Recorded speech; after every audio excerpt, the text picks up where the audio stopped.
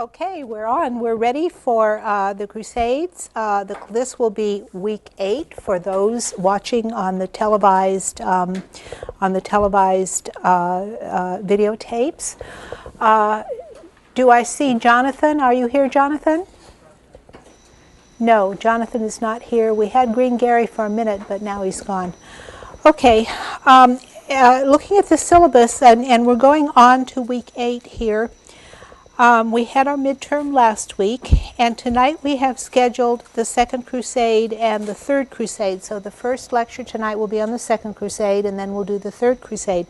Now you're reading a book called The Chronicle of the Third Crusade, which you're reading about half of for this week and about half of for next week.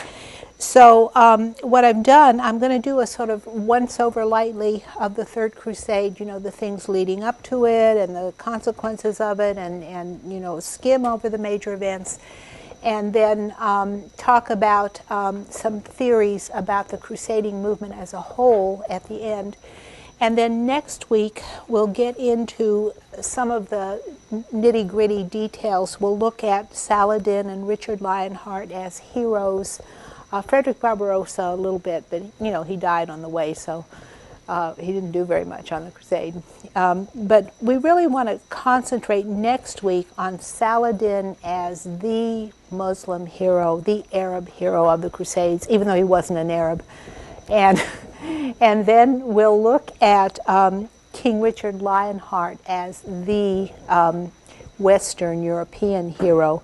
And he was actually a Frank in a way, even though he was King of England. His mother was Eleanor of Aquitaine, and so I guess you could call him a Frank, a real Frank. And so we'll concentrate on those two. And also, I'm taking a little bit of time now. I'll have sort of an outline of things to talk about next time, but I want you to bring your questions, your comments, your observations on these two heroes and think about them over the week. You're reading the Gabrieli on Saladin. I believe you'll be reading that next week. And so look at the two as heroes and try to compare and contrast, and we'll discuss Muslim ideas of a hero and Western ideas of a hero. And so that'll be an interesting thing to do next week, much more discussion. Okay, tonight, now I want to do the Second Crusade, and here's our title page. Last time I lectured, we talked about the Crusader states, and we talked about their government, and we talked about the politics that were going on in the states and the way that they were constructed. And we sort of ended by talking about the Crusader states as a kind of democracy, not, of course, a pure democracy where everybody voted, because, of course, only the ones at the top could have a say in the government. And some of you agreed that they were a kind of democracy in the same way that the Greeks were a democracy. You know, the slaves and the non-citizens didn't have any voting rights. Well, that's exactly the way the Crusader states were. They were ruled by a French aristocracy, European aristocracy, sort of over the top. And the Franks dealt largely with only the Christians. They tried to drive the Muslims out when they could, and when they couldn't, they pretty much ignored them. The Muslims had absolutely no rights at all, and the Christians who were not Roman Catholics had limited rights. Okay, but among the leaders, among the rulers, it was a democracy. The king was not all-powerful. He was not an autocrat. He had to listen to his courtiers. And I want to show you some pictures here of a court, a kind of democratic court, because it's my belief that our concepts of democracy came from medieval Europe, and that this is where, I mean, the Greeks in theory, but in practice and in tradition, our government came from medieval Europe. And here is a king. He's actually a baron who has a court that's a mirror image of the court of a king. And so there's a baron, and he's obviously a very great baron, almost as big as a king, and he has his clergymen, these look like a bunch of bishops here, and his courtiers, his vassals over here, and these would be his chief advisors, all of them advising him. And here it looks like there might be some people who are plaintiffs at the court, or maybe criminals who are being accused, and then here is a kind of group of peers of the realm who are observing what's going on, including women, in that representation of a feudal court. And the queen, like our queens Melisande that we looked at, and Alice and the other queens, would also have their courts, just like Eleanor of Aquitaine and the Empress Matilda had their courts in Europe. Melisande and the queens would have their court here. Here is Marie of Anjou, the wife of King Charles the Seventh, who has her court of women, and also male advisors and servants at the court, because queens were very important politically, just as our queens in the Holy Land were. And it was very much tied up with families and family inheritance, and the government was very much involved in the networking of the families as they intermarried and increased family strength. And so that's one of the reasons that women were important, because in the Holy Land, the inheritance went through the female line, and this is kind of unusual. You don't find that in Europe so much. We looked at that last time. Here is another instance of a feudal court. This is King Philip the Fair of France with his courtiers at his side. This is his queen, and this looks like the prince and his advisors, who would be peers of the realm. And the Pope likewise had a quasi-democratic form of government, and later in the Middle Ages that form of government would grow into a democratic movement within the church, and the great church councils would be when representatives from all the different dioceses throughout all of Europe would come together, and they'd vote on, for example, who to elect for Pope, and they'd vote on laws to be passed and so on.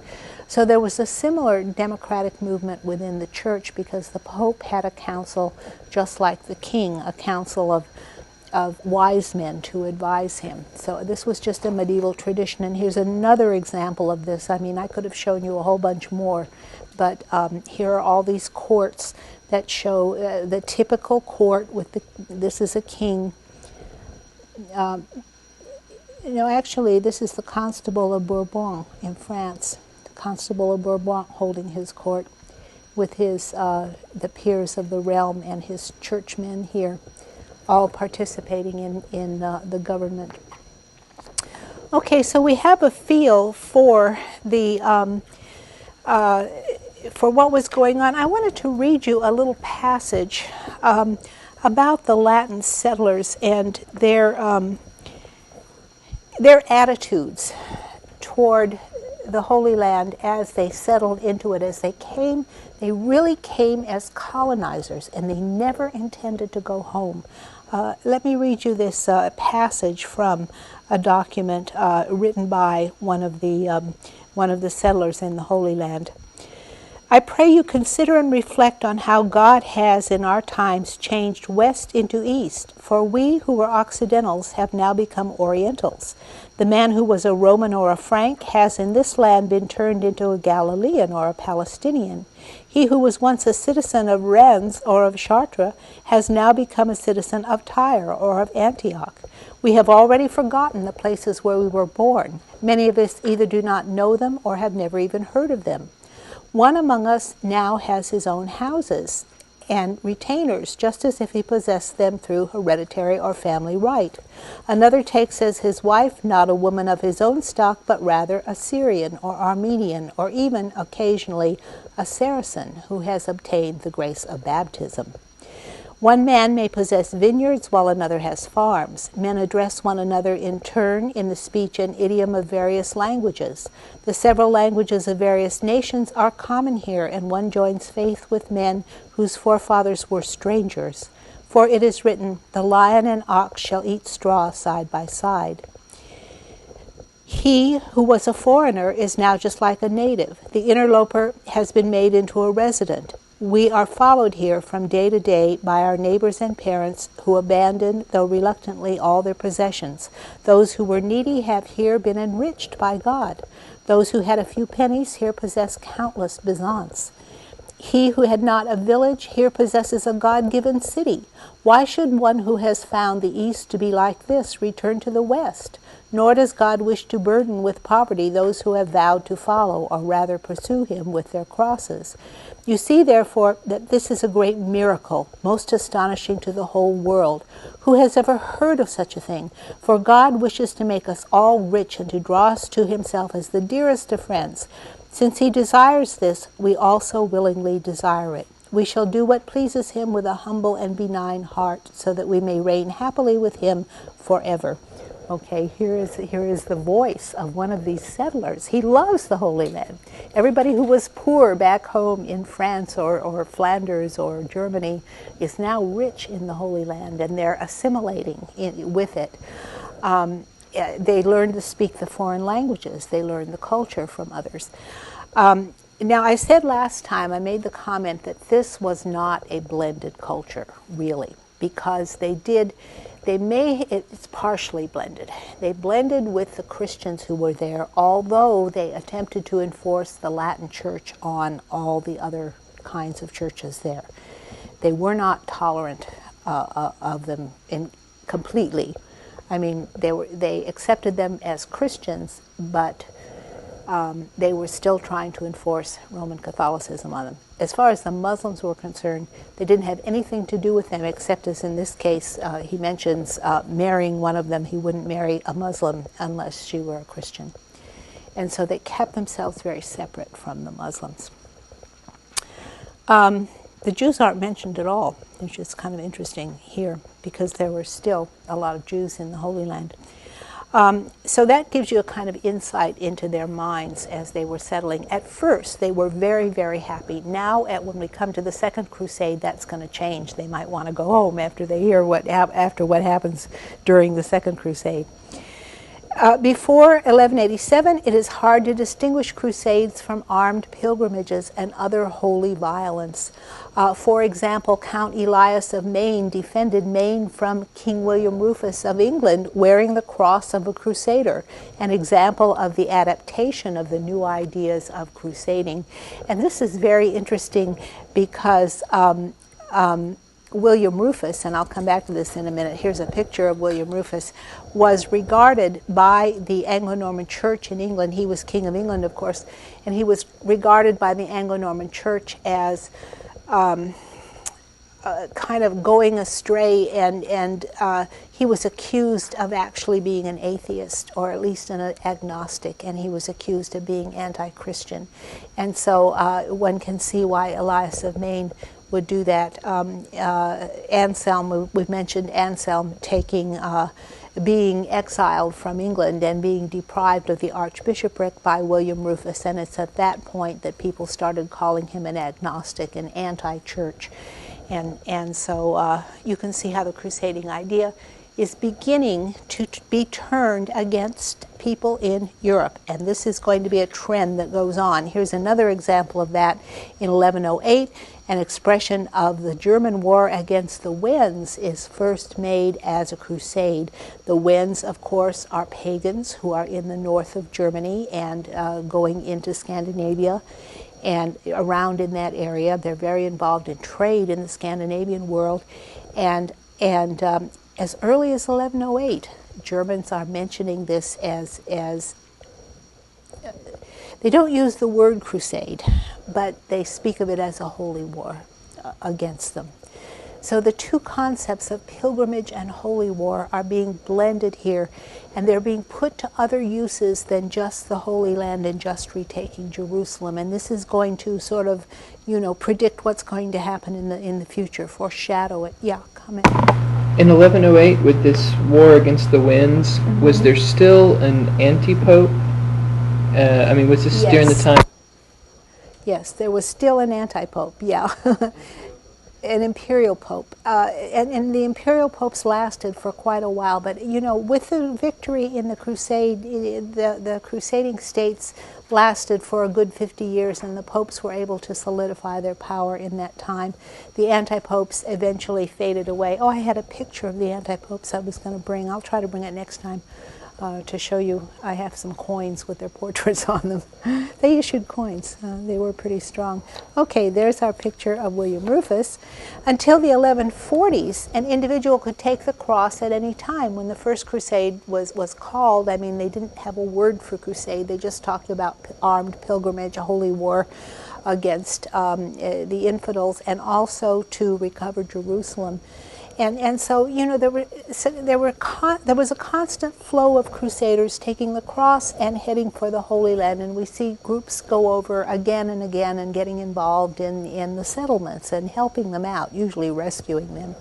In 1103, for example, Bohemond, who we've already talked about, Bohemond of Antioch, was freed from prison and preached a crusade on a triumphant tour of France. And we've mentioned that before. On this, he went around making speeches everywhere and asking for money to give to the crusade. And he was so honored that the King of France, Louis the Fat, gave him his daughter Constance as his bride. And he was married, of course, in the court of Adela of Blois, who was very important at that time. But interestingly, Bohemond preached a crusade against the Byzantines, and what he wanted to do was to replace the Emperor Alexius, who had betrayed the Crusaders by not coming to their rescue. Do you remember that when we went through the first crusade? And so, you know, the idea is really fuzzy in people's mind. They don't have a word for it, because the idea of crusade, as we saw in Tyerman when we read that book for the first night, the idea of, they didn't have a word to name the crusade. The name only came a lot later, and they would speak of it as a pilgrimage to the Holy Land or a holy war, and those were the two terms that were used for a crusade. In October 1107, an army was mustered in Apulia, which is in the south of Italy, in the kingdom of the Two Sicilies. It landed at Valona and marched for Durazzo, and this, of course, was an attempt to carry out this crusade that Bohemond was preaching against the Byzantines. And in 1108, the army was defeated. Bohemond was defeated, and he retired to southern Italy and died in 1111. So that was an inconclusive kind of a crusade. I don't know, we don't give it a number or anything. Interestingly, while Bohemond was wandering around France, one of the most valuable things he brought with him were relics. And this is a picture of a relic that most of the stuff he brought were things, pieces of the True Cross, which it's been estimated there's enough pieces of the True Cross in Europe to build 3 ships or something like that. But this was the veil of the Virgin, and he brought the hair of the Virgin and the tears of the Virgin, and so relics were very valuable items that a lot of the Crusaders brought home for their churches at home, those who went home. And so here's a picture of this veil of the Virgin. Here is a picture of a grand hall in a palace. I've shown you lots of outsides of palaces. You might wonder what they look like inside. And there was not a lot of privacy inside, but here is a banquet in the main hall, and where everyone would eat. And this might be like the marriage ceremony that Bohemond would have had, the celebration that Adela of Blois would have had in one of her castles, because of course people lived in the castles. And so you can see the inside of one here. In 1107, a large fleet departed from Bergen in Norway, and it reached Acre in 1110. And this little crusade and these little groups who were going over there, this one was led by King Sigurd. He went through England and France and Spain, and Sigurd helped King Baldwin I take Sidon. And so constantly the settlers in the Holy Land were being reinforced by these groups. We had the first one in 1103, now another in 1107 from Scandinavia. In 1114, a crusade was called against the Muslims in the Balearic Islands, led by Ramon Berengar of Barcelona, which is interesting because the Balearic Islands are right off the coast of Barcelona, and so one suspects his motives there. I mean, he's using the concept of crusade at home, and this foretells the future as well. In 1118, a crusade was led by Alfonso I of Aragon against Saragossa, which fell on 19 December, and this campaign was successful against the Almoravids. Alfonso also led a major raid in southern Spain, 1125-6, and then after Saragossa fell, he filled the Ebro Valley with 10,000 Andalusian Christians. He actually took colonists and settled them there.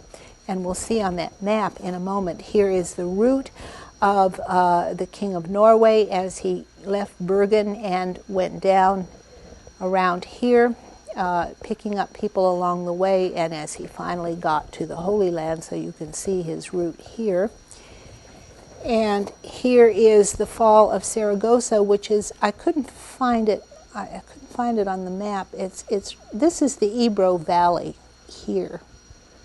So this is where it would have fallen, and then he would have settled all of these 10,000 settlers in this large river valley right there. And Saragossa gave them control of that. So we can see here that they're pushing ever southward in the Spanish kingdoms. And here is Alfonso of Aragon. Here is his seal. This is kind of a portrait of him on his seal. In 1120 to 1150, Pope Calixtus II planned a new crusade on a large scale. Planned is misspelled there. I tried to get all the mistakes out, but there's a mistake. Okay. Pope Calixtus II planned a new crusade on a large scale. He also promoted the crusade in Spain, and so the concept of crusade was being enlarged, not just the Holy Land, but various places within or close to Europe. In Venice, there was an enthusiastic response. The Venetians attacked Corfu, and Baldwin II fell into the hands of the Muslims. The Venetians then besieged Tyre in July 1124 after destroying an Egyptian fleet, and Tyre became a Venetian colony with commercial privileges.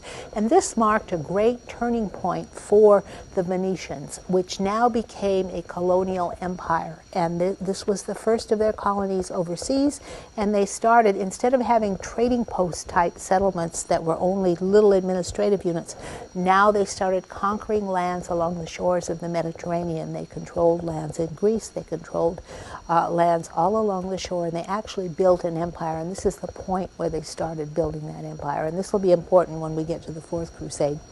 So all of these broadenings of the concept of crusade, even though they don't have a name for it, it's still a concept there, holy war and pilgrimage to recover lands from the Muslims. Now, they're not trying to convert anybody, although they do try to convert the Wends later, but the Muslims in particular, they're just trying to regain the lands. They're not trying to convert Muslims. They are trying to convert pagans. This foreshadowed the Second Crusade. In 1128, a small crusade attacked Damascus. So we had many, many little crusades. Let me go back here. I was going to show you where the Balearic Islands were off of Spain. Okay, Barcelona is here, and I believe these are the Balearic Islands here that were under Muslim control. And so the King of Barcelona, the Count of Barcelona, was trying to regain those lands. All right, I wanted to show you that. And then here we have the lands. Here are the, let's see, who is that? Wait a minute. Okay, the Venetians attacked Corfu, right. Okay, the Venetians then, here is Venice up here. This is when they start really building their empire all along this coast. They attacked Corfu, which was in the hands of the Muslims, and then they continued down to Tyre, and this is where they founded their colony right here in Tyre. Okay, here is Damascus over here, which is very close So you have to consider this a little enclave in the Kingdom of Jerusalem, controlled by the Venetians and not necessarily by the king of Jerusalem. Here are the ruins of Tyre that we can see today, the great Crusader castles that were built there as throughout the entire Holy Land. And even today, if you want to see the best Crusader castles, you need to go to the Holy Land. That's where they are. The best castles are still in the Holy Land to see. They're not in Europe. The ones in Europe have been improved too much. But these are the original ones that haven't been improved. And here is a picture. I thought this was a kind of an appropriate one to show for that trading, for the entrepreneurial commercial empire that Venice was building, and this kind of represents the kind of trading post that Tyre became, and all the trading posts. And here are one of the ships that are what the Venetians would do. Note here are some slaves. There's a slave trade going on, as well as camels and merchandise of all kinds, and trade with the Muslims that they would carry out.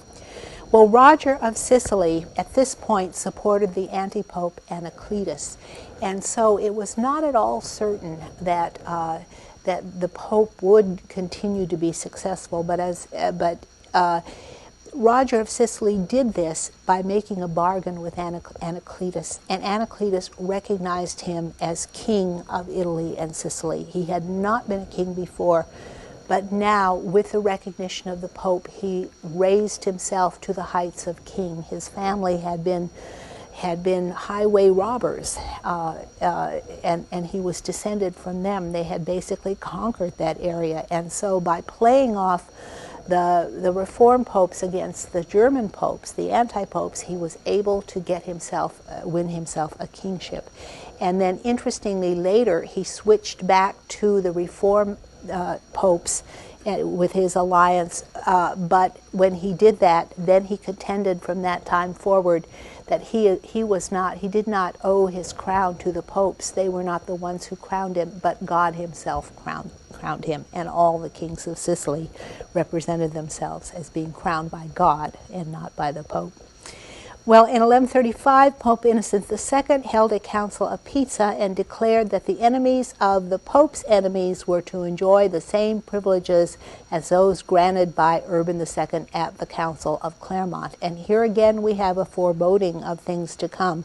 Now, the Pope is identifying his allies as enemies of the Pope's enemies, and that doesn't necessarily mean only heretics or only infidels or only non-Christians, but he's going to start using the forces of crusade against anybody who's an enemy of the Pope, even those within Europe. In 1140, we have a landmark publication of Gratian's Decretum, and this is a collection of all the canon laws in Europe. He really gathered together and collected and wrote down in one collection the canon laws. And Causa 22 proclaimed that war need not be sinful, and it could be just, and also could be authorized by God and on God's behalf by the Pope. And so here we see embedded in the culture ideas of holy war, even in the legal documents of the time. This provided a source book for all crusade propagandists. And so we see them picking up these ideas from the legal texts that are being collected and codified at this time. And here again is the Pope in council with all of his advisors, archbishops, cardinals, and monks who are there to help him in his council. And so this is the Pope in council legislating. The Second Crusade, this all leads up to the Second Crusade. Now, the Second Crusade was triggered by the capture of Edessa by Zengi on Christmas Eve, 1144. And you're reading about Zengi in your book, Arab Historians of the Crusade. And he is quite a hero of the Muslim world because he did recapture Edessa. It fell in 1144, and in 1145, on the 1st of December, Pope Eugenius III issued a formal crusade encyclical, and now at this time, they begin to have names. Each of the encyclicals has a name. This is Quantum Praedecessores, which means inasmuch as our predecessors, and so that's how the sentence starts out, the first sentence, and that's what they're named after. It was a careful delineation of crusading privileges. Before, they were just very sketchy and they weren't very clearly spelled out, and now he's starting to spell them out very carefully in 1145. I brought something to show you, just I thought you might be interested. I have some documents that are actually written on parchment that it might be a little bit like these papal documents would have been. Okay, it's a little bit difficult to see. Perhaps should I lay it down here? They're actually done on parchment, and this one is in English, but of course the popes would have written in Latin, and here is the very elaborate decoration on it. Can we see that? All right. Oh, you're right. I'm sorry. You're right. Okay. The elaborate decoration. And this is parchment, which is why it's so stiff. Animal skin, of course, which is what's preserved. All right. And so you can see the kind of document that might have been used with the red lines to leave spaces for the losing my microphone. The red lines to leave the spaces for the decoration, the illumination of the letters and the title, and the careful and precise writing. And so this would be quite similar to a declaration. So at the break you can take a look at these documents. I have two of them here. They're quite large and unwieldy. Okay. They're witnessed. This one they have seals at the bottom that authenticate them. This is a seal, it's wax, and it usually there's an impression. These seals I've been showing you with portraits on them of the kings, those are wax, and they're attached to a charter such as this, or a document that puts the king's official seal on it, and only the king has that official seal, which is stamped into the wax that authenticates it, that comes from him. And this document has one of these seals, or it's lost most of it. And so that's what you would find in a medieval document. You also have a witness list. I think this one has a witness list on it, if I remember correctly. You would have witnesses signing it. Yeah. Here are the witnesses that sign it, so that this authenticates it too. So the witnesses are saying, yes, we were here, and yes, this charter was issued. Okay.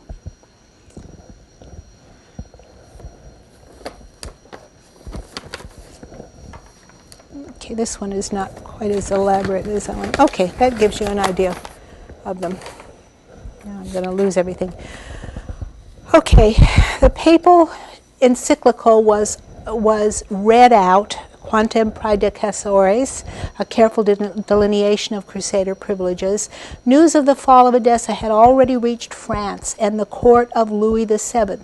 And at his Christmas court at Bourges, Louis urged the Crusades, but there was just a lukewarm response. People didn't respond very readily to it. I think they were kind of sated with crusade at that time.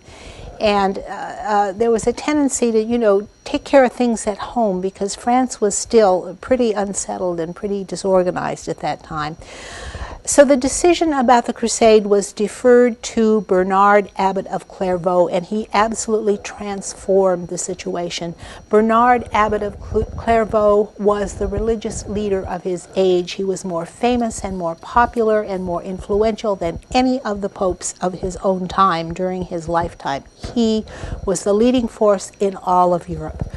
And, okay, what have I got here? A map of the Holy Land and the fall of Edessa. Okay, this is Edessa, of course, is up here, which has fallen. And here is Louis VII, and he called that crusade ineffectively. Bernard was a very famous man. He had engineered the victory of Pope Innocent II after Anacletus, who became an anti-pope. He was the teacher of Innocent II's successor, Pope Eugenius III, and Bernard was the greatest preacher of his day, a brilliant speaker and writer.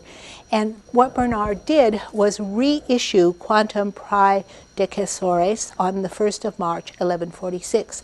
And on 31 March, he preached the Crusade at the Church of Vézelay, and he was such an enormously charismatic preacher that there was a fervent response. In fact, he had to tear up his very habit to provide enough crosses for everyone who wanted to go on the crusade. And this speech at Vézelay was followed by letters and sermons. It was the most powerful crusading propaganda of all time, and I want to read some of it to you here today. I have some of St. Bernard's letters with me that preach the crusade. Here is letter 391 to the English people, and I'm gonna just show you a picture of him preaching as I read this letter. Here is St. Bernard right here preaching the crusade, tearing up his robe to make crosses for everyone. Okay, this is a letter to the English people. I address myself to you, the people of England, in the cause of Christ in whom lies your salvation. I say this so that the warrant of the Lord and my zeal in his interest may excuse my hardihood in addressing you. I am a person of small account, but my desire for you in Christ is not small. This is my reason and motive for writing. This is why I make bold to address you all by letter. I would have preferred to do so by word of mouth, had I but the strength to come to you as I desire. Now is the acceptable time. Now is the day of abundant salvation. The earth is shaken because the Lord of heaven is losing his land, the land in which he appeared to men, in which he lived amongst men for more than 30 years, the land made glorious by his miracles, holy by his blood, the land in which the flowers of his resurrection first blossomed. And now, for our sins, the enemy of the cross has begun to lift his sacrilegious head there and to devastate with the sword that blessed land, that land of promise. Alas, if there should be none to withstand him, he will soon invade the very city of the living God, overturn the arsenal of our redemption, and defile the holy places which have been adorned by the blood of the immaculate Lamb.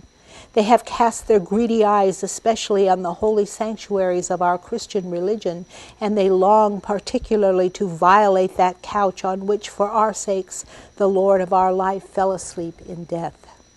What are you doing, you mighty men of valor? What are you doing, you servants of the cross? Will you thus cast holy things to dogs, pearls before swine? How great a number of sinners have confessed with tears and obtained pardon for their sins since the time when these holy precincts were cleansed of pagan filth by the swords of our fathers. The evil one sees this and is enraged. He gnashes his teeth and withers away in fury. He stirs up his vessels of wrath so that if they do but once lay hands upon these holy places, there shall be no sign or trace of piety left. Such a catastrophe would be a source of appalling grief for all time, but it would also be a source of confusion and endless shame for our generation. What think you, my brethren? Is the hand of the Lord shortened, and is he now powerless to work salvation, so that he must call upon us, petty worms of the earth, to save and restore him to his heritage? Could he not send more than 12 legions of angels, or even just say the word and save his land? Most certainly he has the power to do this whenever he wishes, but I tell you that God is trying you. He looks down from heaven at the race of men to find one soul that reflects and makes God its aim, one soul that sorrows for him. For God has pity on his people and on those who have grievously fallen away, and has prepared for them a means of salvation. Consider with what care he plans our salvation, and be amazed. Look, sinners, at the depths of his pity and take courage. He does not want your death, but rather that you should turn to him and live. So he seeks not to overthrow you, but to help you. When Almighty God so treats murderers, thieves, adulterers, perjurers, and such like, as persons able to find righteousness in his service, what is it but an act of exquisite courtesy, all God's own? Do not hesitate. God is good, and were he intent on your punishment, he would not have asked of you this present service, or indeed have accepted it, even had you offered it. Again I say, consider the Almighty's goodness, and pay heed to his plans of mercy. He puts himself under obligation to you, or rather feigns to do so that he can help you satisfy your obligations towards him. He puts himself in your debt, so that in return for your taking up arms in his cause, he can reward you with pardon for your sins and everlasting glory. I call blessed the generation that can seize an opportunity of such rich indulgence as this, blessed to be alive in this year of Jubilee, this year of God's choice. The blessing is spread throughout the whole world, and all the world is flocking to receive this badge of immortality. Your land is well known to be rich in young and vigorous men. The world is full of their praises, and the renown of their courage is on the lips of all. Gird yourselves, therefore, like men, and take up arms with joy and with zeal for your Christian name, in order to take vengeance on the heathen and curb the nations. For how long will your men continue to shed Christian blood? For how long will they continue to fight amongst themselves? You attack each other, you slay each other, and by each other you are slain. What is this savage craving of yours? Put a stop to it now, for it is not fighting, but foolery. Thus to risk both soul and body is not brave, but shocking. It is not strength, but folly. But now, O mighty soldiers, O men of war, you have a cause for which you can fight without danger to your souls, a cause in which to conquer is glorious, and for which to die is gain. Okay, I won't read more for you, but I mean, it's just a dramatic, isn't he a wonderful preacher? He really has a way with words. His next appeal, verse 5, is for the merchants, men quick to seek a bargain. Let me point out the advantages of this great opportunity. So he's telling the merchants they can win their fortune. Venture with devotion, and the gain will be small, and the gain will be God's kingdom. And then section 6, for the rest, not I, but the apostle warns you, brethren, not to believe every spirit. I have heard with great joy of the zeal for God's glory which burns in your midst, but your zeal needs the timely restraint of knowledge. The Jews are not to be persecuted, killed, or even put to flight. Ask anyone who knows the sacred scriptures what he finds foretold of the Jews in the psalm. Not for their destruction do I pray, it says. The Jews are for us the living words of Scripture, for they remind us always of what our Lord suffered. They are dispersed all over the world, so that by expiating their crime they may be everywhere the living witnesses of our redemption. Hence the same psalm adds, only let thy power disperse them, and so it is, dispersed they are. Under Christian princes they endure a hard captivity, but they only wait for the time of their deliverance. Okay, finally we are told by the apostle that when the time is ripe, all Israel shall be saved, but those who die before will remain in death. I will not mention those Christian moneylenders, if they can be called Christian, who where there are no Jews, act, I grieve to say, in a manner worse than any Jew. Okay, he goes on to justify why the Jews are here. If the Jews are utterly wiped out, what will become of our hope for their promised salvation, their eventual conversion? So this is an argument for not destroying the Jews because they hope to convert them. Okay. If the pagans were similarly subjugated to us, then in my opinion we should wait for them rather than seek them out with swords. But as they have now begun to attack us, it is necessary for those of us who do not carry a sword in vain to repel them with force. It is an act of Christian piety both to vanquish the proud, and also to spare the subjected, especially those for whom we have a law and a promise, and whose flesh was shared by Christ, whose name is forever blessed. Okay, this is a really interesting speech. I mean, you can sort of take it apart and see all the different things he's praising. I won't read you. One is enough, I think. Yeah, question? Who was it that recorded these scripts? Were they followers of his or just random witnesses? These are letters. This is a collection of letters. When you refer to him as his preaching Epistles. style, Yeah. I thought that these were recordings of something else. Oh, okay. He also has sermons, but this is a sermon that he has written as a letter, and he intends. He's a Cistercian prior, a Cistercian abbot. He's abbot of the Cistercian order of Citeaux, and the Cistercians have a network of monasteries all over Europe, and they're very strong. They have a strong network. He wrote these letters, and they are to be read in England by the Cistercian monks as if he were giving the sermon, to read in his place. It's meant to be preached to the people.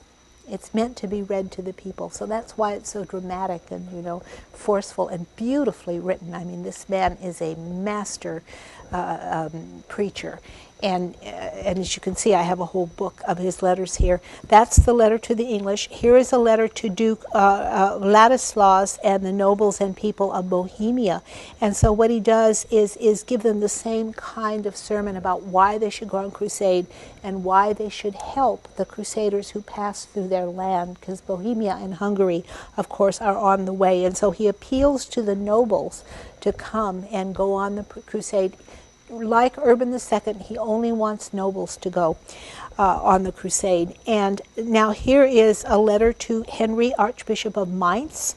And he then, let me read the introduction to it. In the year 1146, during the excitement of the crusade, a certain monk, Raoul by name, a zealous but rather ill-educated religious, wandered around the Rhineland inciting thousands to take the cross and begin the crusade by setting upon the Jews. Okay, this Raoul or Ralph was a monk who was going around saying, let's get the Jews before we go on the crusade. In the following letter, the abbot of Clairvaux indignantly condemns the action of Raoul. Even to this day, the Jews of that district have not forgotten the protection extended to their race by the saint, and in recognition of their gratitude, they will sometimes call their son Bernard. And so he wrote a letter to the Archbishop of Mainz, and essentially what he says is, protect the Jews. That they are not to be persecuted, and the Archbishop is to protect them. Okay, here's another interesting letter that he writes to his brother abbots, and this this translator has found this letter that had never been translated before. And essentially, what it's about is a lot of certain Cistercian monks have been trying to join the crusade. And in this letter, he writes to the abbots of the order and declares that all monks and lay brothers who leave their monastery to take part in the expedition are excommunicated. So monks and the lay brothers attached to the monastery are excommunicated if they dare to go on crusade. So monks are not to go, but only nobles. Okay, and the last letter I'll mention a little bit later. So here we have a picture of St. Bernard doing this preaching, and I would venture to say that the most outstanding result of the Second Crusade, the most memorable historic event, is St. Bernard preaching this crusade. The second most historical event is his writing of a treatise that glorifies the military way of life and outlines the goodness of the military noble, the noble who is a military man and whose life is spent in a military endeavor. And he is the one who fully integrates this warlike society that is the core of the Germanic society. I mean, he sanctifies it and makes it part of the Christian culture. And so they're fully integrated at this point. So St. Bernard is really important. Okay, here's a map, and this map shows Vézelay, where it's preached, and it wasn't on this map, so I wrote it on. It's right here, Vézelay, and then it's Citeaux, where the Mother Abbey is right here, and under it is Cluny, which had been the network, the other major network of monasteries throughout all of Europe. And so there they are right here in the middle of Europe. We'll come back to this map and note some other things. Here is the church at Vézelay where he preached the crusade, although the picture shows him preaching it outdoors. I've tried in these lectures to get original pictures, manuscripts, and whatever I could get that was uncopyrighted that you could see. But Bernard was drawn into France to curb the monk Radolf or Ralph or Raoul, whose preaching urged violence against Jews, and I just told you about that letter. He also forbade the monks to take the cross and excommunicated them. Bernard reached the court of the Emperor Conrad II at Frankfurt in November, and Germany was torn at that time with internal feuding.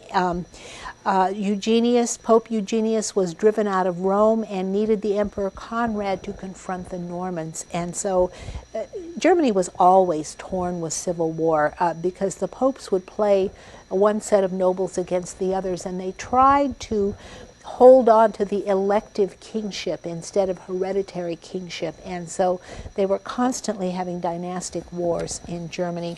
Here is a picture of St. Bernard. This is his seal, which has somewhat of a portrait of him, his own official seal that he would have used to seal and authenticate his documents and the letters, such as I read for you. And here is a portrait of Conrad III, and this is his coin showing him with a Crusader's cross up here, the Emperor Conrad, and the reverse seems to be a church on this side. Crusading enthusiasm gained its own momentum, and this was fostered by Bernard. Conrad was persuaded to take the cross, Louis VII was already committed, and Pope Eugenius approved the request of Alfonso VII to extend the crusade to Spain. In 1147, some Germans, mostly Saxons, petitioned to crusade against the pagan Wends rather than the Muslims, and Bernard agreed and persuaded Eugenius. And remember, Eugenius was his student. He had taught Eugenius, and so he was Eugenius's revered master, and they're working together here. Bernard forbade the Crusaders to make a truce with the Wends until such time as, with God's help, either their religion or nation shall be wiped out. Okay, so he wants them to convert or die. He's going to exterminate them if they won't convert to Christianity. This appears to be a proclamation of a missionary war, and this is really the first time that we see conversion really emphasized. And so this is another important thing about the Second Crusade, is that now they are focusing on conversion where they hadn't been in the First Crusade. And here is a crusading knight about to go off to war.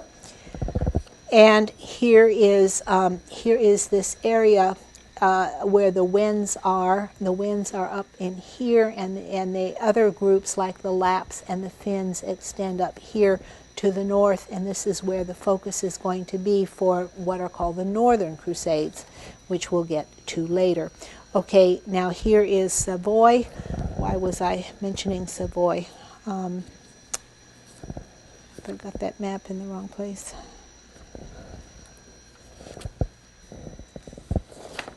Okay. I must have that map in the wrong place. We'll come back to it. Okay. Probably goes to the next page. 4 more armies took the field in northeastern Europe. The Danish army joined the army of Henry the Lion of Saxony and the Archbishop of Bremen. Forces were led by Albert the Bear of Brandenburg and the brother of the Duke of Poland. The Genoese army was sent against Minorca in Spain. Alfonso VII of Castile went against Almeria in Spain, and the Count of Barcelona against Tortosa in Spain. Alfonso Enriquez of Portugal went against Santarem and Islam and Lisbon. Okay, I think I skipped. I skipped a page that I didn't print out. What was my page? What did I refer to there? The war in Savoy. No, I ended up with the missionary war, and then the war in Savoy. It's one of the counts of Savoy. Okay. Thank you. Okay.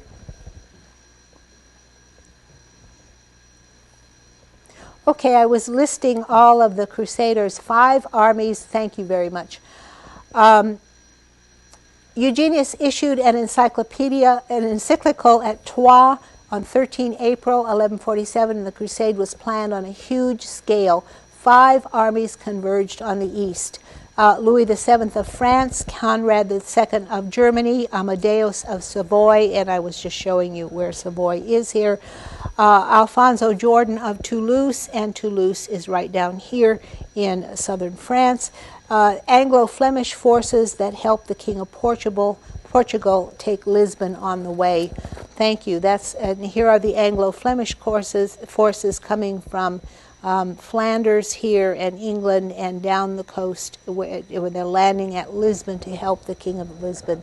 Thank you very much, Travis. Okay, 4 more armies took the field in northeastern Europe. A Danish army joined the army of Henry the Lion of Saxony and the Archbishop of Bremen. Forces led by Albert the Bear of Brandenburg and the brother of the Duke of Poland. The Genoese army was sent against Minorca in Spain, and Alfonso VII of Castile was sent against Almeria in Spain. The Count of Barcelona went against Tortosa in Spain. Alfonso Enriquez of Portugal went against Santarem and Lisbon. Contemporaries saw all of these expeditions as part of a single enterprise.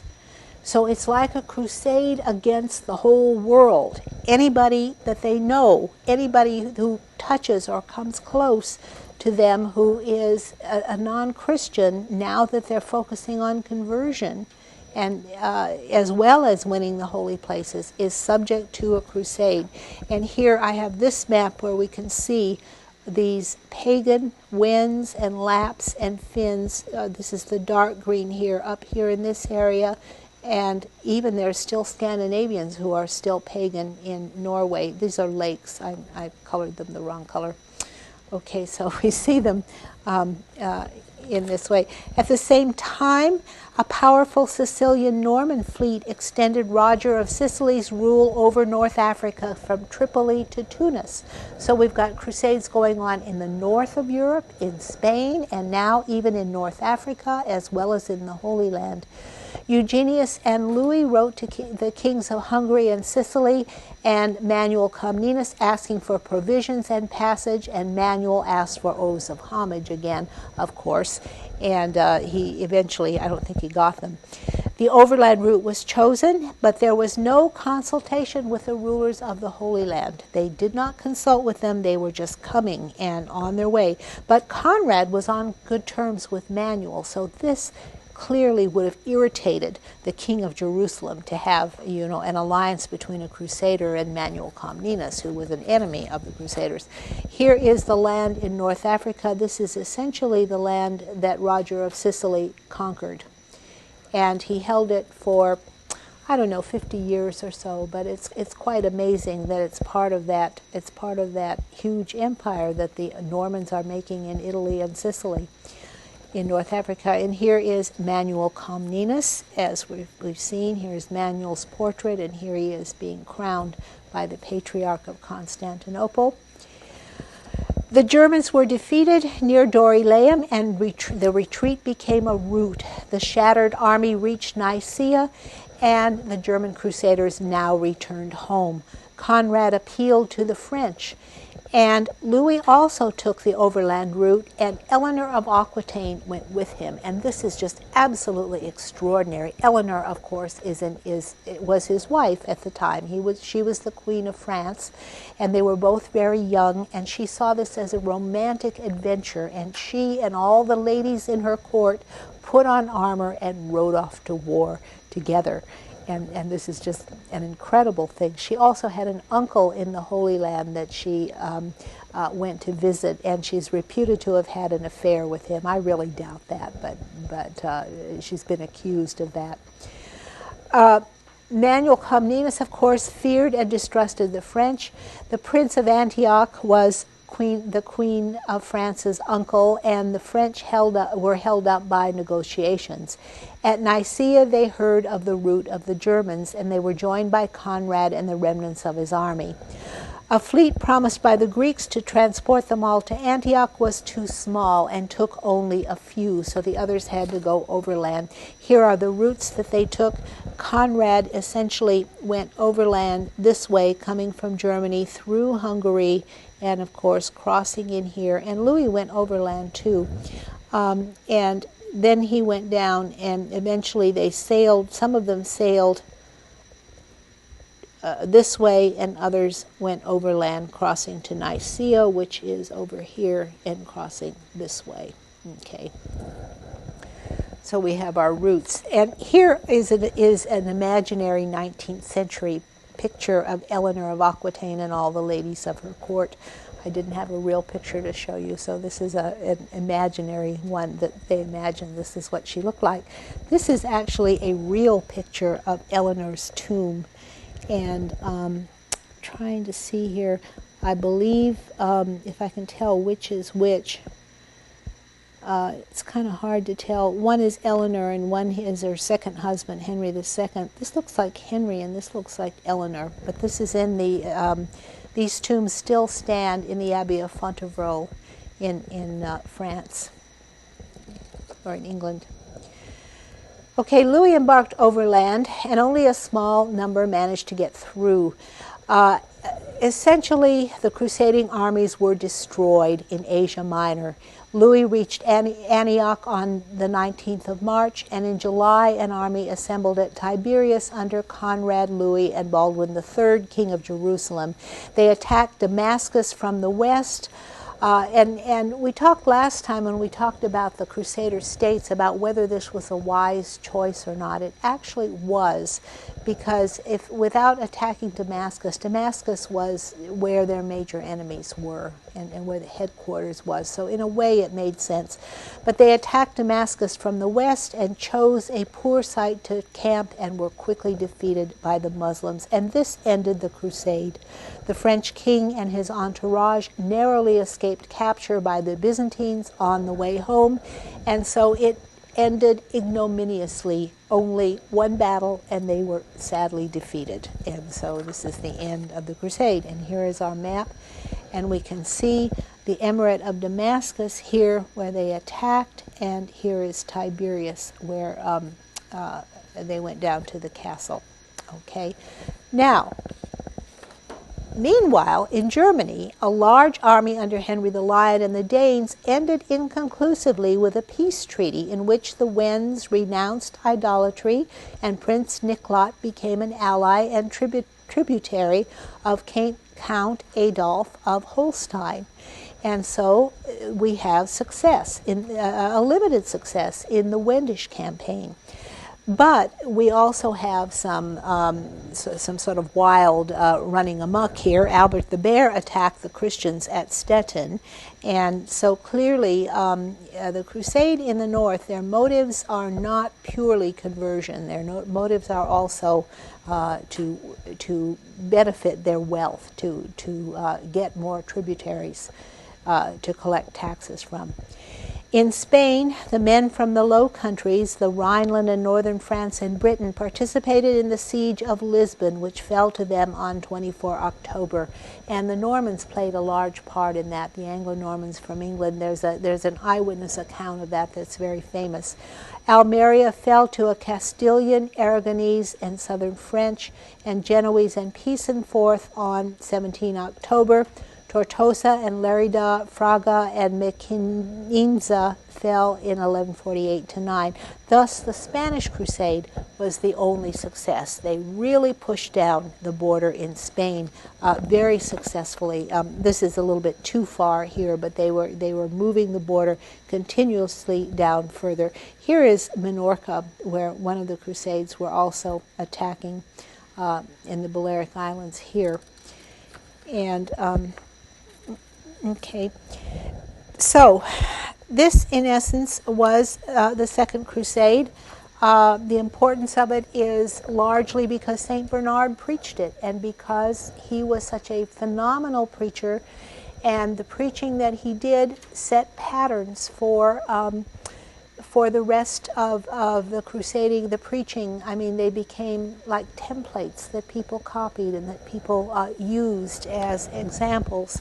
Let me read you this last letter a little bit since we have some more time. This is what St. Bernard said wrote to Pope Eugenius when he heard that the crusade in the Holy Land was an utter failure. Okay.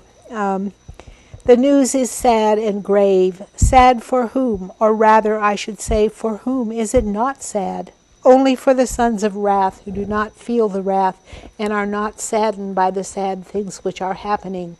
For sin and shame is all their liking. But for these it is sad for everyone, because it is a cause that affects everyone. You have done well to praise the most righteous zeal of the Church in France and to encourage it with the authority of your letters. I tell you, such a grave and universal crisis is no time for half-hearted or timid measures. I have read in the book of a certain wise man. He is no brave man whose courage does not rise in the face of difficulty. I would say that a faithful man is even more to be trusted in disaster. The waters have reached the soul of Christ. The very apple of his eye has been touched. In this second passion of Christ we must draw those two swords that are drawn during the first passion. And who is there to draw them but you? Both of Peter's swords must be drawn, whatever necessary, the one by his command, the other by his hand. It seems that Peter was not to use one of those swords, for he was told, "Put thy sword into the scabbard." Although they both belonged to him, they were not both to be drawn by his hand. I believe that the time has come for both swords to be drawn in defense of the church. Do you all know the two swords theory? When he talks about Peter, he's calling the Pope Peter because he is the representative of St. Peter on earth. And the two swords are the secular sword of secular power and the spiritual sword of spiritual power, and that's a tradition in the church. So now St. Bernard says, I believe that the time has come for both swords to be drawn in defense of the Eastern Church. You hold the position of Peter, and you ought to also have his zeal. Okay, this is a real statement of papal power that he's making, that the Pope should have the power to wield both the secular and the spiritual sword. So this is a real boost to the power that he sees for. He's going on in that kind of a vein, a lot of literary allusions. But you know, something interesting also is because the Second Crusade failed, suddenly there was a lot of criticism of the crusading movements and the crusades that were going on because they fell. Because, let's see, here's a critic of the Second Crusade. Okay, he is writing to say that, well, you know, since the crusade failed, God is punishing us for our sins. And this is one view that someone took. God allowed the Western Church, on account of its sins, to be cast down. There arose indeed certain pseudo-prophets, sons of Belial, and witnesses of Antichrist, who seduced the Christians with empty words. They constrained all sorts of men by vain preaching to set out against Saracens in order to liberate Jerusalem. The preaching of these men was so enormously influential that the inhabitants of nearly every region, by common vows, offered themselves freely for common destruction. Not only the ordinary people, but kings, dukes, marquises, and other powerful men of this world as well, believed that they thus showed their allegiance to God. The bishops, archbishops, abbots, and other ministers and prelates of the church joined in this error, throwing themselves headlong into it to the great peril of bodies and souls. The intentions of the various men were different. Some indeed lusted after novelties and went in order to learn about new lands. Others there were who were driven by poverty, who were in hard straits at home. These men went to fight not only against the enemies of God's cross, but even against the friends of the Christian name, wherever opportunity appeared, in order to relieve their poverty. And that's true, isn't it? When we had that letter from the settlers, that is absolutely true.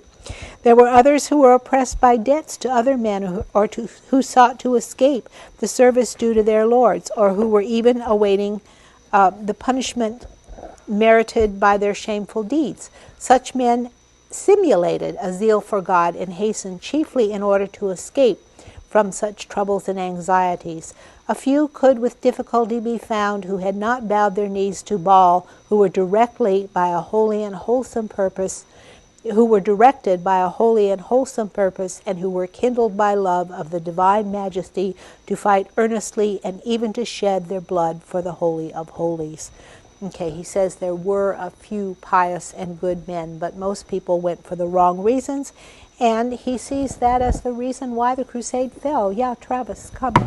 When he was talking about the Crusade preachers, was he talking about Bernard? Yes, he was. He was. He was blaming Bernard for.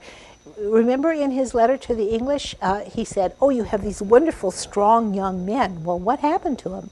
As any strong young men go to war, they got killed. And so he is blaming St. Bernard for the death of all these strong young men who went on the crusade. Here we've got an anti-war movement right in the Middle Ages. Yeah, comment.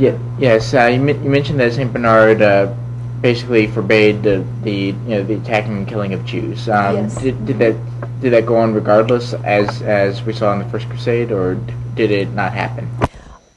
Well, we had that monk Raoul or Ralph or whatever, Radolf. I mean, those are all ways of saying Ralph. In France, and in Germany, who was going around. I think he was sort of in Alsace-Lorraine, preaching to get the Jews first on the way, as they did in the First Crusade. And he wrote to the Archbishop of Mainz and absolutely forbade it. And the Archbishop of Mainz did. He stopped all of this.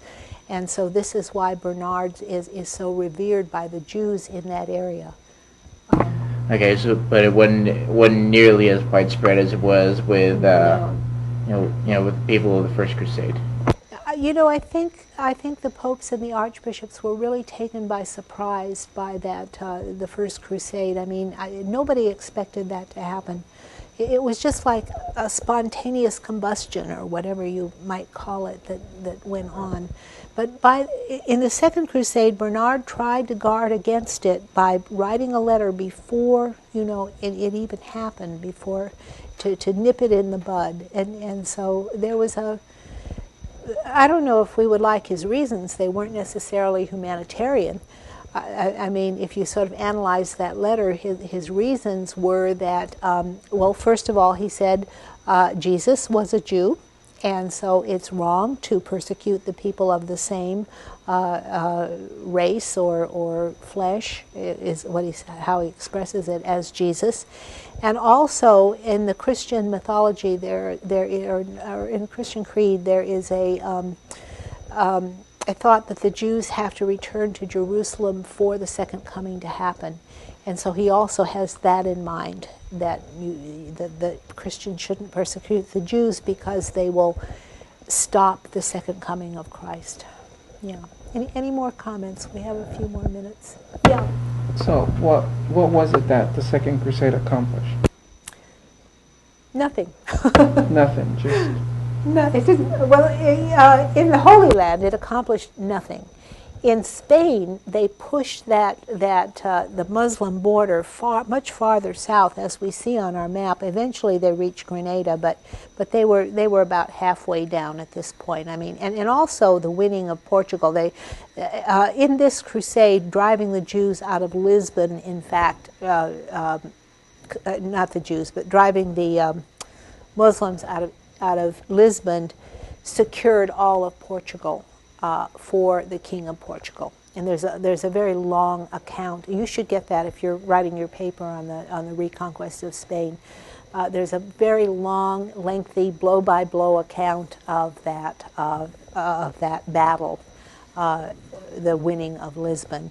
And so they're moving down into this area and pushing the Muslims, the Almoravids, farther and farther south. And they won a sort of halfway victory in the north. They got one of the Wendish tribes did submit to them, but there were still lots of pagan Wends who had not submitted.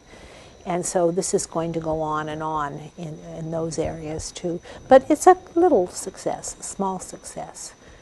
But really the Second Crusade is not very important.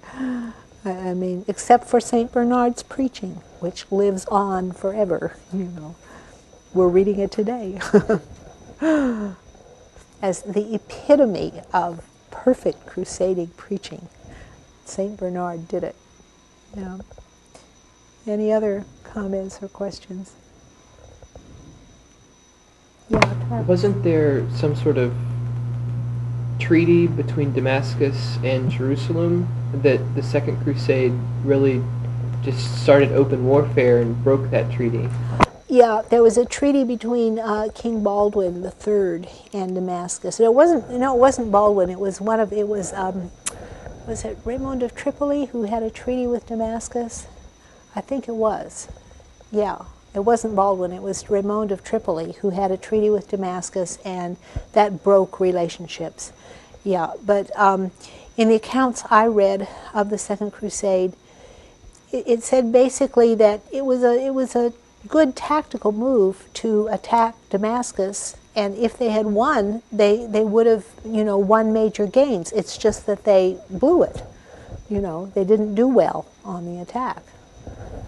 So